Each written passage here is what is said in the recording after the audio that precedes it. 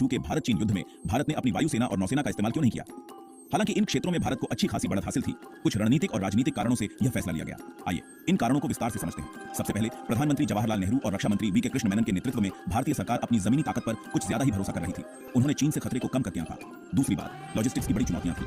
मुश्किल इलाके और बड़ी ऊंचाई की वजह से हवाई ऑपरेशंस चलाना मुश्किल था। साथ ही उस इलाके में पर्याप्त एयरबेस और इंफ्रास्ट्रक्चर की कमी भी चिंता का विषय थी। इसके अलावा राजनीतिक पहलुओं ने भी अहम भूमिका निभाई। भारत एक बड़े युद्ध को भड़काने से बचना चाहता था, क्योंकि इससे अंतर्राष्ट्रीय ध्यान आकर्षित हो सकता था और एक बड़ा संघर्ष शुरू हो सकता था। नेहरू सरकार को हवाई हमलों में आम लोगों और इंफ्रास्ट्रक्चर को नुकसान होने की भी चिंता थी। और एक बात, चीन के जवाबी हमले का भी डर था। चीनी वायुसेना को एक ताकतवर प्रतिद्वंदी माना जाता था और इस बात का डर था कि अगर वायुसेना का इस्तेमाल किया गया तो भारतीय शहरों पर हमला हो सकता है। इस सतर्क रवैये से यह झलकता है कि भारत युद्ध को सीमित रखना और उसे बढ़ने से रोकना चाहता था। तो संक्षेप में कहें तो वायुसेना और नौसेना को न तैनात करने का फैसला कई कारणों का नतीजा था। ज्यादा भरोसा, लॉजिस्टिक्स की चुनौतियां, राजनीतिक सावधानी और युद्ध बढ़ने का डर। हालांकि यह रणनीतिक विकल्प आज भी बहस और विश्लेषण का विषय बना हुआ है।